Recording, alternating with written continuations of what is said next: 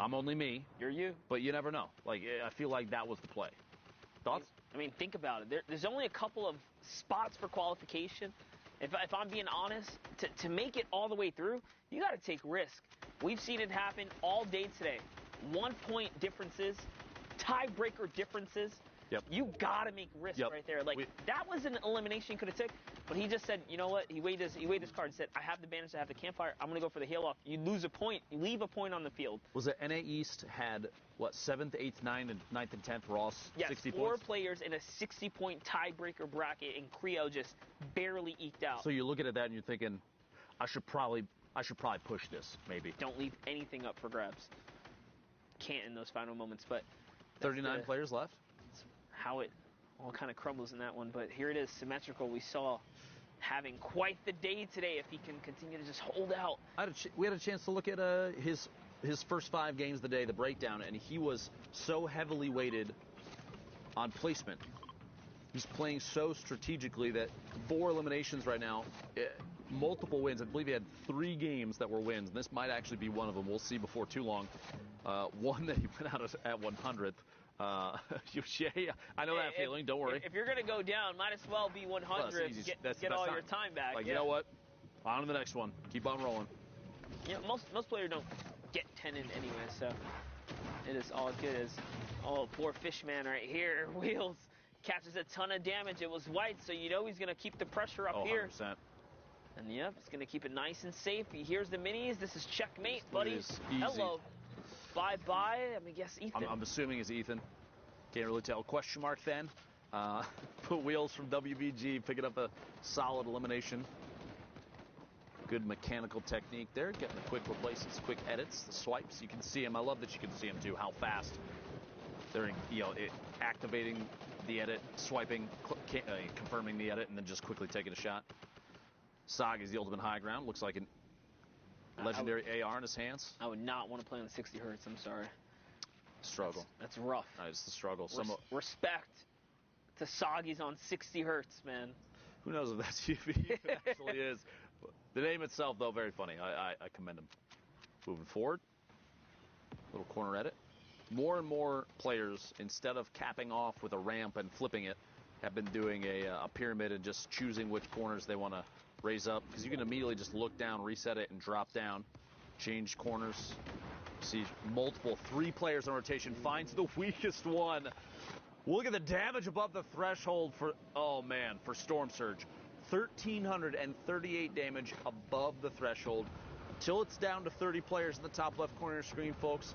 Storm Surge will apply damage ticks to everybody that's still in until it's down to 30, or that is everybody that's below the threshold, the damage cutoff. So you have to make sure that you're dealing as much damage as you can. Like Alberto here, only 80 above. Barely above, but lucky for him, he's just outside of the threshold, so he should be okay here.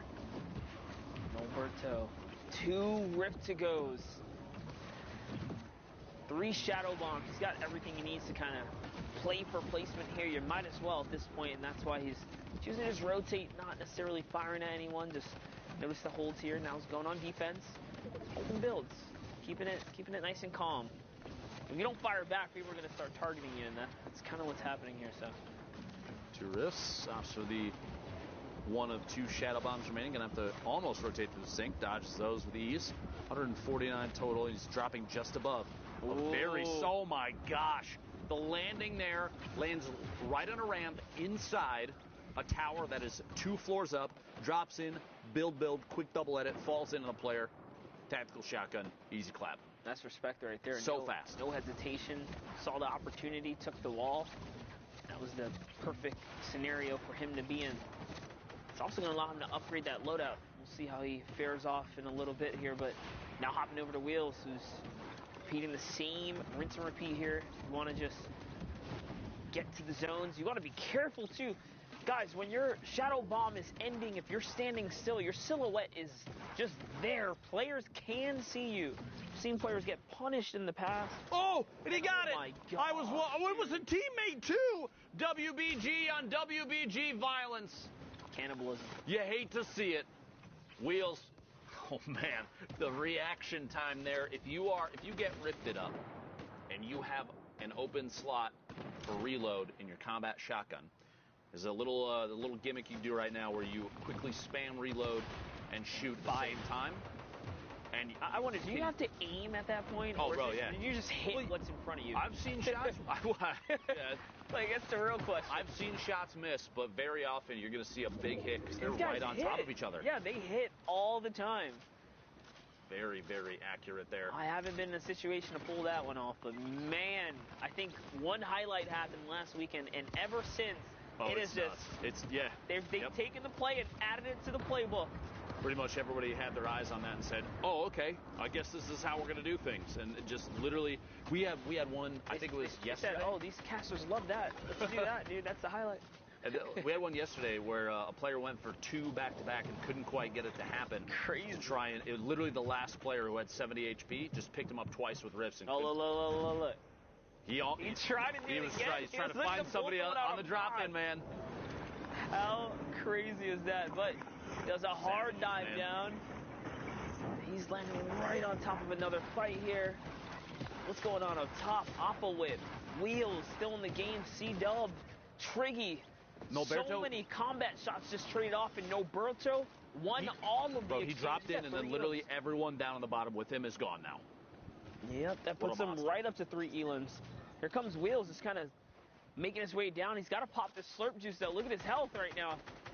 Not sure why he's holding on to that, but it doesn't matter. It pays off because that fall damage is going to help him out tremendously. He takes some in return. Can he rid the train? Oh. He does. Didn't need the slurp juice after all. Nah.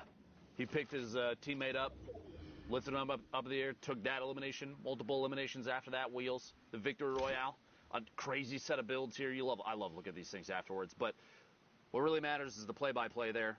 Every single strategy, and if we could, Zeke, take us through what you know. Well, Dr. Lupo, the only thing I know is you're incredible. Thank you guys so much for casting. As always, you guys are amazing, and of course, I agree. The fossils are a great story that tells what all went down in that game, Sundown. Now, I know you've pulled some clips for us, so what you have to show? So we're going to take a look, and the theme of this one is Galaxy Brain, putting that mental to the test and seeing what you're able to do. So first, Trashy picks up the low ground elim, and now 1v1. Aiden on the top, and he pops the shadow. Aiden heard it, and he goes to look at him, but Trashy's just like, I'm in the zone. I got the bandages. I'm good. Aiden goes out a little too early. Trashy is able to pop off the mini and then just turn back. Aiden spends the whole time looking for him, and Trashy just gets the nice, easy elim going. Had the heavy sniper ready, but now on board here with AU's Macon. Looking for the shot. First, finds Pocket right out of the edit and then drops right around the side. But keep an eye on what he does here. Dropping down, loops around the side, finds synergy kicks, out into the storm. Now uses the shadow bomb and drops all the way around and just stands. He's just standing, waiting, flanks back up around to the tree, puts him on the mid-ground tarp. So everyone else now is fighting, and he gets this entire space to himself, picks up Cloxic, and the Siphon is enough to push him over the top. Brilliantly done. And Saf here now with the Galaxy Brain 2.0, aiming way back into the storm with the tactical assault rifle. Cool guys don't look at explosions or falling players. Z-Fakey going down there, and then Saf going to work with what he does best. Finding his angle, picks up Cryptic, and the Galaxy Brain play to get high ground control. That was the only other player who could have possibly contested him. Slump goes down, and look at what he has in the loadout. Has bandages, has 100, can wait this player out. 8 more builds going through there. Starts hearing shots going, and just controls the high ground out. Can't fire off. Bandage commit to it. The second it ticks over to 74, that is how you win a heal off. Those are the little things you have to do right. And you know what? Big Brain Saf right there. Big Brain Saf. Now, of course, we're going to take a look at the standings, see how things are going. Now, again, guys, this is it. The final standings, or the final day, of finals for NA West. 2 spots up for grabs. And don't forget, Pika's already qualified. So that means these 2 spots shift down to right now.